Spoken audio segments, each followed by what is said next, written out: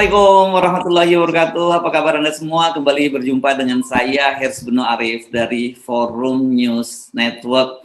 Beberapa hari yang lalu, sebagian besar saya yakin Anda sudah mengikuti ya. Ada aksi mosi tidak percaya di DPD dan wakil ketua ya, saya kira wakil ketua DPD wakil ketua MPR perutusan dari DPD Pak Fadil Muhammad itu dimakzulkan gitu ya oleh anggota DPD dan kemudian diganti oleh Pak Tamsil Lindrung. Nah, saya hari ini membaca bahwa Pak Fadil itu bersama pengacaranya sudah datang ke Bareskrim Mabes Polri untuk rupanya belum melaporkan, masih berkonsultasi.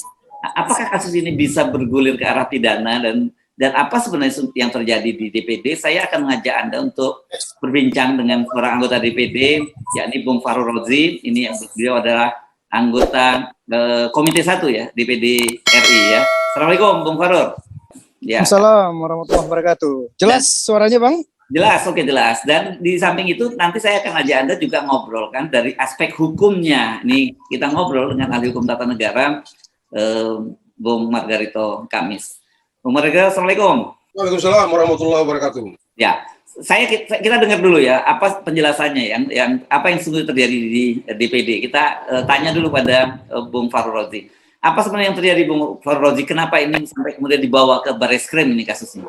Ya, kita tidak tahu ya apa yang menjadi masalah beliau membawanya ke Bareskrim Polri. Ya silahkan saja sebagai hak hukum, sebagai warga negara yang ingin melaporkan ke pihak kepolisian, silahkan saja. Ingin menggunakan hak demokrasi, ya silahkan saja. Namun kita di DPD RI juga punya hak konstitusi dan hak demokrasi, di mana 136 anggota DPD RI yang terdiri dari 34 provinsi, setiap provinsi diwakilkan 4 orang, memberikan mandat kepada anggota DPD untuk duduk sebagai wakil MPR, ya, wakil ketua MPR. Nah, pada saat 2019 terpilihlah Saudara Fadil Muhammad sebagai wakil DPD di MPR sebagai wakil ketua MPR.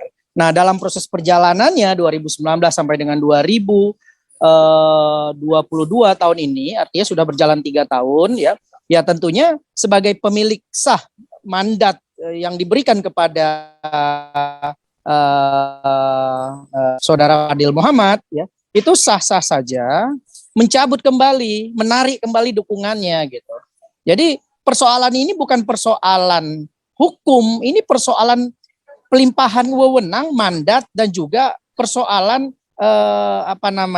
wakil DPD yang ada di MPR untuk memperjuangkan hak-hak DPD, hak-hak konstitusi rakyat yang diperjuangkan melalui DPD dan itu mekanismenya masuk melalui MPR. Nah, saya pikir ini persoalannya adalah persoalan ibarat kita memberikan mandat kepada seseorang ya di lembaga MPR.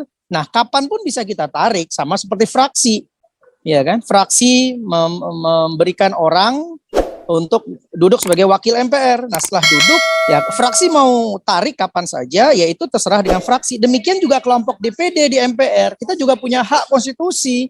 Kita juga diatur di dalam Undang-Undang MD3, diatur melalui Tatip MPR, juga diatur melalui Tatip DPD RI, bahwa kita memberikan mandat dan kapanpun itu bisa kita cabut kembali. Nah, terkait dengan persoalan mosi tak percaya, ini kan hanya statement politik saja. Ini kan istilahnya latar belakang kenapa teman-teman menarik dukungan terhadap Saudara Fadil Muhammad. Persoalannya menarik dukungan, ini kan istilahnya itu beliau itu sudah tidak kita percaya lagi untuk duduk sebagai wakil MPR mewakili DPD. Nah, artinya rotasi yang dilakukan oleh DPD setiap tahun itu hal yang normatif. Ketua komite bergantian, pimpinan di alat kelengkapan bergantian gitu loh. Nah, kita memberikan dukungan selama 3 tahun, kita rasa sudah cukup gitu loh. Nah, persoalannya 136 ini merasa tidak percaya. Jadi istilah mosi tidak percaya itu tidak dikenal di dalam sistem presidensial, dalam sistem parlemen iya. Mosi tidak percaya ini adalah istilah internal kami di DPD. Gitu loh. Sehingga muncullah semangat untuk menarik dukungan gitu loh. Jadi persoalannya ini adalah persoalan menarik dukungan kepada Saudara Fadil Muhammad, mohon maaf, sebagai wakil ketua MPR utusan DPD RI. Nah, kita sudah memberikan mandat dan saat ini kita tarik. dengan 4 alasan ya. Saya baca. Kami yang bertanda tangan di bawah ini anggota DPD RI periode 2019-2024 menarik dukungan terhadap saudara Fadil Muhammad sebagai Wakil Ketua MPR RI utusan DPD RI periode 2019-2024 dan meminta kepada pimpinan DPD RI untuk mengusulkan Wakil Ketua MPR utusan DPD RI yang baru dengan alasan sebagai berikut. Pertama, bahwa saudara Fadil Muhammad tidak pernah memperjuangkan penguatan kelembagaan DPD RI. Baik, mari kita lihat jejak digital. Mari kita lihat semua statement-statement beliau. Selama DPD memperjuangkan presidential threshold, ketika DPD memperjuangkan hak-hak masyarakat adat, demikian juga kerajaan-kerajaan Nusantara, bahkan sampai kita menghadirkan semua raja-raja Nusantara di DPD RI. Kemudian juga kita selama ini vokal berbicara mengenai kelembagaan DPD yang juga equal dengan DPR. Nah, sekarang pertanyaannya dari teman-teman 136 yang menandatangani ini sampai 91 ya, angka terakhir itu di 102, ini meminta pertanggungjawaban sebenarnya kepada Fadil Muhammad, tidak pernah memperjuangkan penguatan kelembagaan DPD. Nah, artinya pimpinan DPD yaitu ada Pak Lanyala, ada Pak Nono, ada Pak Sultan ya. Itu ya Pak Mahyudin itu kan tidak bisa bekerja sendiri sebagai pimpinan DPD. Harus ada lembaga MPR yang kita gunakan untuk memperjuangkan DPD. Nah, seharusnya fungsi Pak Fadil Muhammad adalah melanjutkan aspirasi yang ada di DPD untuk diperjuangkan di MPR. Itu persoalannya. Kemudian yang kedua, bahwa saudara Fadil Muhammad tidak pernah memperjuangkan keuangan ya untuk penguatan program-program MPR RI utusan DPD RI. Artinya ada 13 anggota DPR RI yang mewakili ya daerah ya, yang duduk sebagai kelompok itu juga tidak masuk gitu loh di dalam perwakilan ini kan dipotong. Nah, sebenarnya persoalannya adalah ketika Pak Fadil Muhammad selama ini getol memperjuangkan anggaran MPR, tapi dia lupa gitu loh. Beliau ini wakil DPD. Harusnya yang diperjuangkan juga adalah bagaimana DPD ini juga terrepresentasi di lembaga MPR baik secara politik maupun secara anggaran dan sebagainya. Yang diperjuangkan ya kepentingan sendiri kan. Bagaimana beliau dapat 8,9 miliar misalkan setiap tahun gitu. Yang terakhir angka 4 miliar misalkan. Nah, kemudian yang ketiga bahwa saudara Fadil Muhammad tidak pernah aktif dalam kegiatan di alat kelengkapan tempat saudara Fadil Muhammad berasal yaitu di PDRI. Kita cek misalkan berapa kali ikut paripurna, berapa kali hadir dalam rapat, berapa kali hadir dalam rapat-rapat alat kelengkapan. Jadi beliau itu dianggap 91 anggota ini ya sibuk jalan-jalan ke luar negeri ya, yang dianggap ada keluarganya hadir ikut dan sebagainya. Nah, artinya kan kita sedang memperjuangkan loh ini kelembagaan DPD kok tiba-tiba beliau lupa gitu loh dengan lembaga DPD itu sendiri. Dan yang keempat bahwa saudara Fadil Muhammad tidak pernah melaporkan penugasan selama 3 tahun terhadap DPD RI yang berkaitan dengan tugas dan fungsinya sebagai wakil ketua MPR RI utusan DPD RI. Saya ingin katakan bahwa di dalam tatip DPD harus ada laporan gitu loh. Yang setiap tahunnya itu disampaikan, dilaporkan setiap tahunnya itu oleh pimpinan MPR utusan dari DPD di dalam sidang paripurna. Nah, ini yang tidak dilakukan. Terakhir ketika ada mosi tak percaya, istilahnya mosi tak percaya itu beliau melakukan laporan gitu kan kepada anggota DPD RI yang tahun ketiga, tahun pertama dan tahun itu kemana aja? Apakah alasan beliau kan? Bukankah selama COVID juga kita ada sidang paripurna seperti itu? Nah, jadi persoalan ini sebenarnya adalah persoalan internal kelembagaan gitu loh, bukan persoalan hukum. Nah, persoalan ini kenapa kita menggunakan pasal mencabut mandat ya, bukan memberhentikan. Kalau memberhentikan beliau kan banyak yang melanggar dan sebagainya, tapi kita menghargai beliau. Tidak masuk ke ranah hukum tapi pada ranah internal DPD. Seperti itu. Ya, oke. Mencabut mandat dari DPD RI. Ya, oke. Anda sampai di situ dulu ya. Sekarang saya tanya kalau ke Bung Ito. Tadi kalau mendengar penjelasan dari Bung Farul Rozi tadi, Bung Ito, apakah memang ini ada hal yang memungkinkan, ada celah bagi Pak Fadil Muhammad untuk mempersoalkan dari sisi hukum, bahkan tadi sudah termasuk mengadu berkonsultasi ke Barreskrim?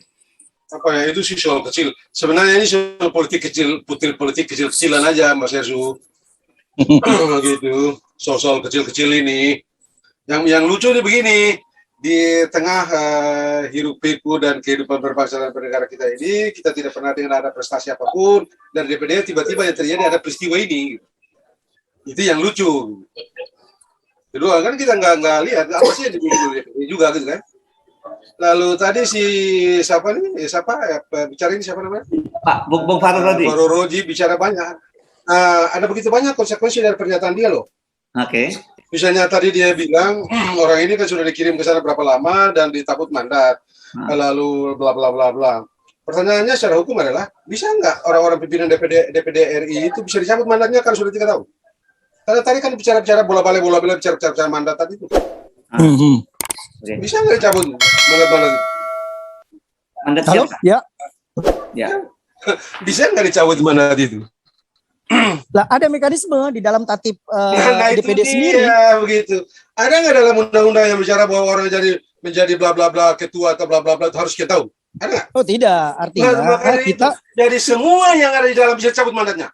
ya Dan sepakat untuk itu. jabatan-jabatan itu. Sepakat, Lalu sepakat. begitu cara berpikir. Gitu loh. Satu ya.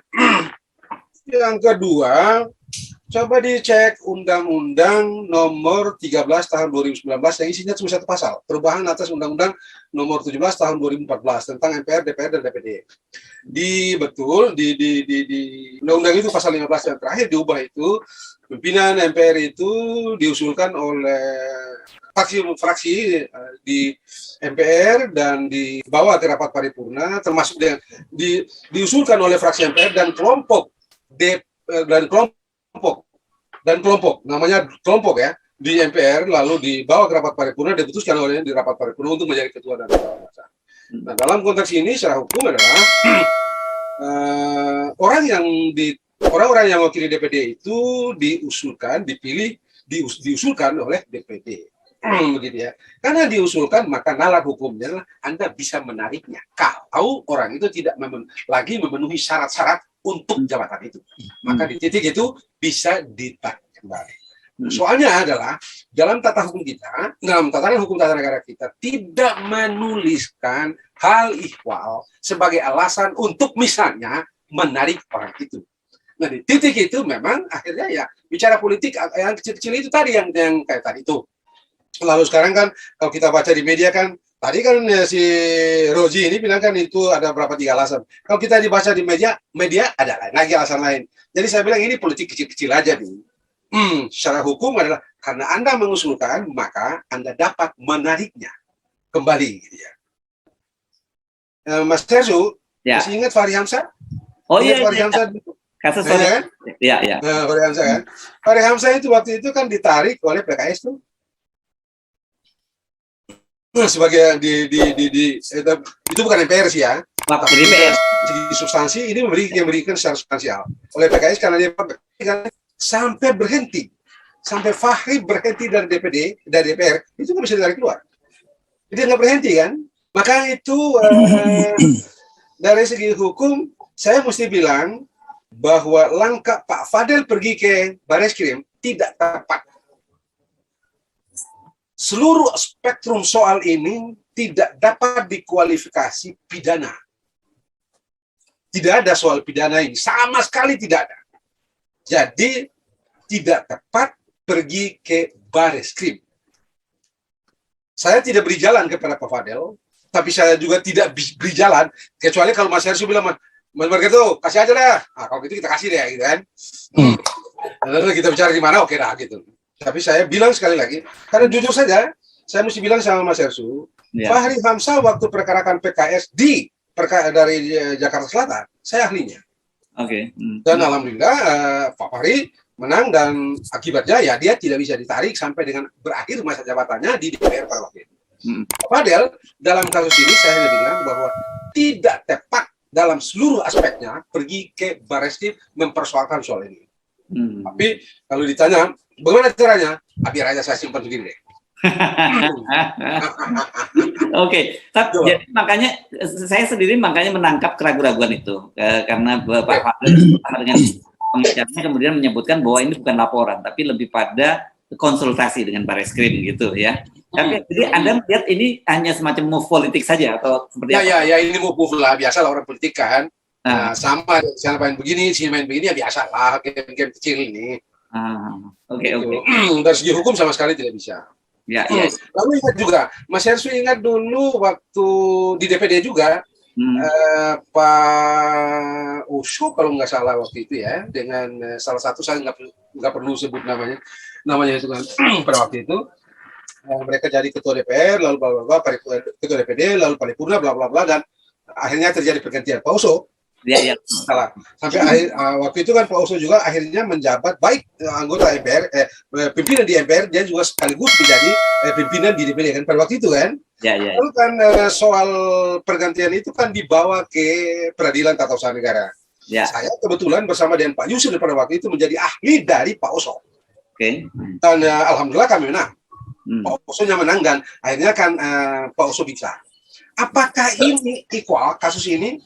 Ya, saya tidak mau bicara lebih jauh. Jujur saya tidak mau bicara lebih jauh karena boleh jadi ini orang semua melihat celah. Semua melihat celah hukum ini. Ini sepenuhnya peristiwa hukum. Mengapa peristiwa hukum? Karena ini memiliki konsekuensi hukum. Jadi ini bukan soal ini internal. Internal apa? Soal hukum. Why? Karena kehidupan di internal sana diatur dengan tatanan semua. Tadi si Rozi bilang tadi itu ada tatib, ada peraturan ini dan itu semua hukum. Tidak ada hak demokrasi, yang ada adalah hak hukum. Yang hak hukum kualifikasinya konstitusional atau hak hukum yang dalam hukum biasa. Yang lahir karena diberikan oleh konstitusi atau lahir karena diberikan oleh hukum biasa. Tidak ada hak demokrasi, omong kosong semua itu. Jadi ada cuma hak hukum. Yang namanya hak itu dalam ilmu hukum adanya hanya dalam hukum, tidak yang lain. Apapun itu dan apapun argumentasi itu. Oke. Begitu itu. Kembali ke sini, saya kira sudah. Ini kan soal kecil saya nih. Tadi kan kalau dengar-dengar ini kan ada urusan uang juga. Karena di sana itu dalam berapa tahun ini satu tahun dapat berapa bla bla bla bla bla bla. Fadel tidak urus duitnya untuk DPD dan bla bla bla. Tidak ini dan ini segala jadi udah. Ini soal apa ya? Mas Yasin mau bilang apa ya? Ya udahlah kita ketawa-ketawa aja dah. Gitu itu. Jadi menurut Anda sudahlah Pak Fadel kita jangan bikin heboh lagi deh. Oh gitu. Jangan bikin heboh deh. Begitu kan? Enggak usah dibikin heboh. Sudah damai-damai aja begitu ya. Nah, jadi artinya kalau dulu orang memberikan mandat dia dan dia menerima itu, sekarang orang menarik mandat ya sudahlah selesailah kan. Begitu. Gitu ya. Kan dari segi penalaran hukum dan ya dari segi penalaran hukum, Anda itu saya mengusulkan. Karena itu saya pula berhak menariknya. Tentu dengan alasan. Apalagi celah itu tersedia betul dalam sistem sekarang ini. Mengapa? Karena tidak disebutkan di dalam undang-undang berapa lama seseorang itu menjabat sebagai anggota atau pimpinan MPR. Tidak disebutkan. Jadi every time Anda bisa menarik dia. Gitu. Ya, oke. Tapi cara menariknya mesti tepat dari segi cara, tepat dari segi alasan. Kalau dari yang tadi yang disampaikan oleh Bung Fahru Razi tadi, menurut Anda sudah tepat dari cara dan alasan?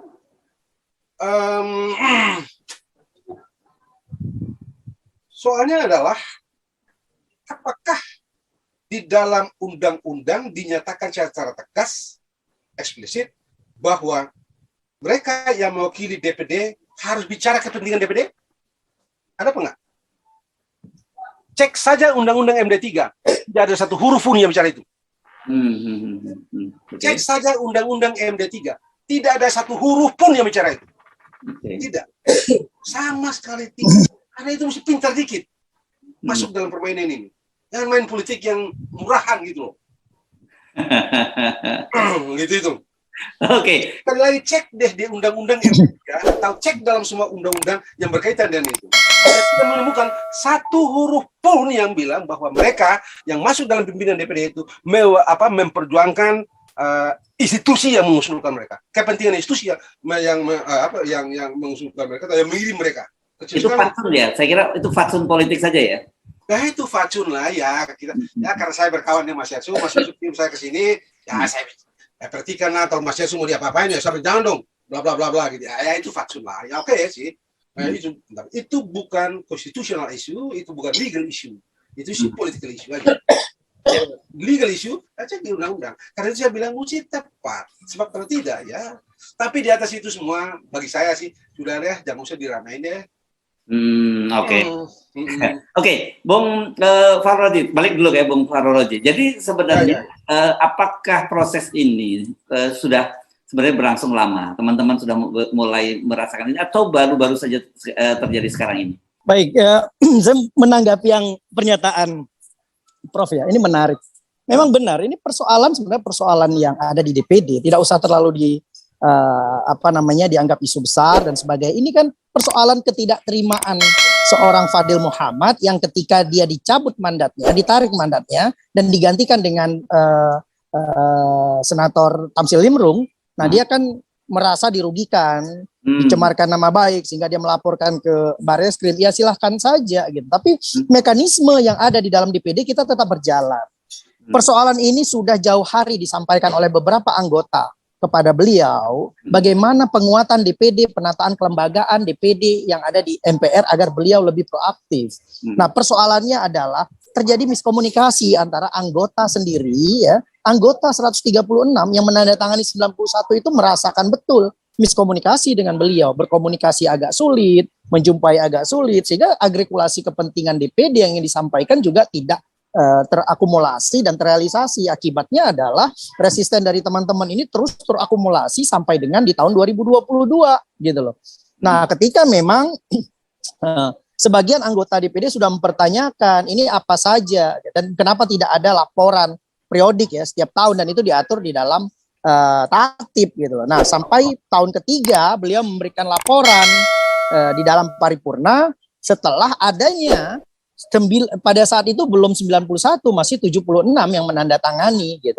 Nah, ini yang tidak bisa dibendung lagi karena terus-menerus anggota memberikan dukungan untuk mencabut mandat atau menarik beliau dari MPR. Nah, mekanisme ini akhirnya dilanjutkan di dalam paripurna. Paripurna memutuskan di dalam tatib juga dipimpin oleh pimpinan, akhirnya terjadi mekanisme pemilihan selanjutnya dan dimenangkan dan itu dilaksanakan secara demokratis dan juga sesuai dengan tatib DPD MPR yang selama ini kita berjalan secara baik dan sebagainya. Kemudian dalam proses selanjutnya itu terpilih Saudara Tamsil Limrung menggantikan posisi beliau. Nah, sekarang tahap selanjutnya adalah dari hasil paripurna nanti akan diserahkan kepada kelompok DPD di MPR.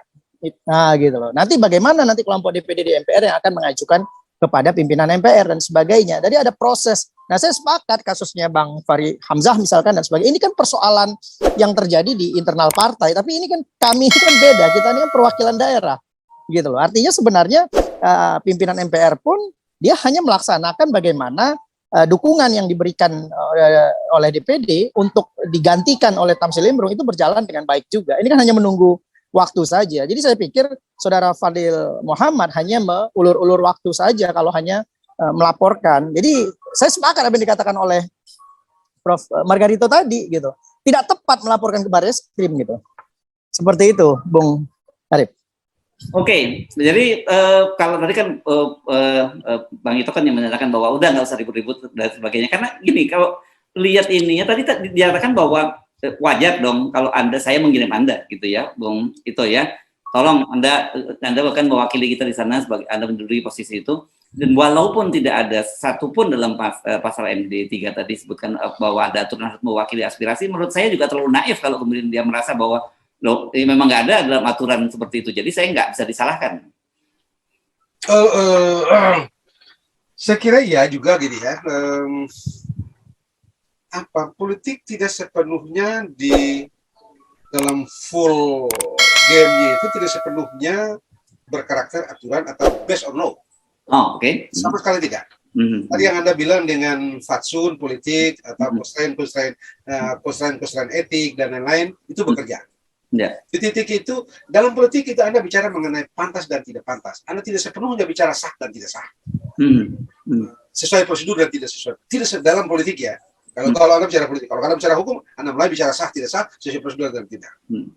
Nah, di titik itu memang kegelisahan teman-teman di DPD dapat dimengerti.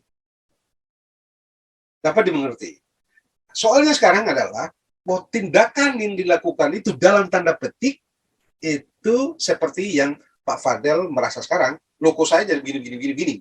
Nah di titik itu kita mesti orang-orang DPD mesti tepat dalam cara dan dalam bersikap dalam melakukan tindakan hukum. Kalau tidak, saya tidak bisa bayangkan kalau dia tepat ini mengambil langkah. Bisa jadi tidak akan terjadi pergantian dalam waktu dekat. Kalau dia mengerti cara main dari seperti aturan legal ya, cara melawan dari segi legal. Bisa jadi ini bernasib sama dengan siapa Bang Fahri. Betul Fahri partai politik dan ini DPD. Tapi urusannya adalah apakah alasan yang digunakan tepat, cara tepat, alasan tepat atau tidak. Perkara nanti kalah atau tidak soal lain. Tapi cara untuk melakukan defense ada celah loh. Cuman sekali lagi ngapain sih barang kecil ini juga gitu kan? Gitu. Jadi ngapain itu didalamin gitu? Kalau saya gitu.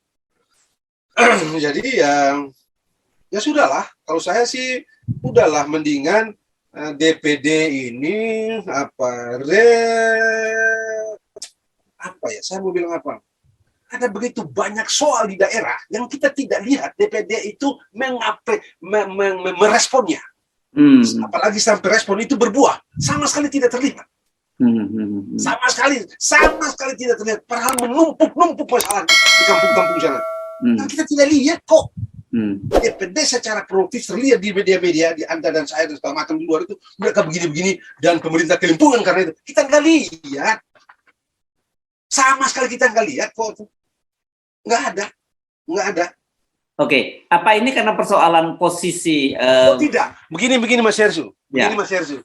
Ya. Ini channel Hersu Benopoin ini apa sih besar DPD ada diatur dalam konstitusi? Nggak ada. Ditakuti orang. Hersu Benopoin ini yang cuma ini dipikirin orang, ditakutin orang. LSM ditakutin orang. Ini DPD pakai duit negara begitu besar, termasuk ini siapa sih Raji ini? Siapa yang pikirin? Apa yang dipikirin orang? Ada soal begitu besar di Riau sana, ada soal begitu besar di Kalimantan sana, ada soal begitu besar di segala macam. Di Maluku Utara, di Papua sana. Anda pernah dengar DPD bicara soal itu? Yang itu membuat hiruk pikuk di tengah politik nasional kita. Dengar nggak? Oke. Nggak ada kok. Oke. Nggak ada kok. Oke. Sudahlah. Gitu itu. Sama sekali nggak. Oke, silakan dijawab ini Bung Farurati. Ya, saya sepakat ya apa disampaikan oleh Prof. Margarito. Sebenarnya ini kan ya bisa dikatakan buang-buang energi saja Pak Fadel kalau ingin melaporkan. Tapi yang penting adalah ya beliau juga harus menunjukkan kenegarawan beliau ini di dalam menghadapi persoalan ini. Saya pikir tidak juga harus dibesar-besarkan di manapun gitu. Sampai dia mempunyai tim kuasa hukum dan sebagainya gitu. Karena ini suatu yang biasa di dalam organisasi manapun termasuk lembaga seperti DPD dan sebagainya. Kita juga pernah mengalami proses politik sebelumnya ya, menggantikan pimpinan DPD pada saat itu dan hari ini DPD menggantikan posisi wakil ketua MPR-nya dari DPD itu suatu hal yang biasa gitu. Nah, mari kita tunjukkan sikap negarawan kita gitu. Kenapa harus persoalan ini menjadi ketakutan dan sebagainya. Saya pikir ini kan sesuatu yang biasa saja seperti kata Prof. Margarito tadi. Kemudian yang kedua adalah, nah tentunya kita merasakan betul sebenarnya dengan kelemahan ya yang dimiliki oleh DPD. Tentunya kita membutuhkan orang-orang dan juga kewenangan yang lebih sebenarnya. Bagaimana kita memperjuangkan aspirasi daerah, kita juga menyampaikan ada persoalan-persoalan di daerah yang tidak masuk di pusat atau masuk di dalam prioritas pusat dan sebagainya. Nah ini menjadi hal yang terkendala di internal DPD itu sendiri gitu. Jadi persoalan ini tidak bisa sampai di DPD saja, tapi juga bagaimana masuk ke ranah MPR dan sebagainya. Salah satunya adalah misalkan DPD memperjuangkan terkait dengan konstitusi misalkan dan sebagainya, presidensial threshold misalkan. Nah ini juga bagian dari aspirasi daerah yang selama ini menjadi bagian dari perjuangan DPD. Nah oleh karena itu ketika teman-teman menilai bahwa salah satu faktornya adalah sosok dan keterwakilan DPD di MPR juga dianggap tidak begitu maksimal, kita anggap itu hal-hal yang sah-sah saja kalau ada orang lain yang dipercaya untuk duduk untuk menggantikan posisi sebagai wakil ketua MPR gitu.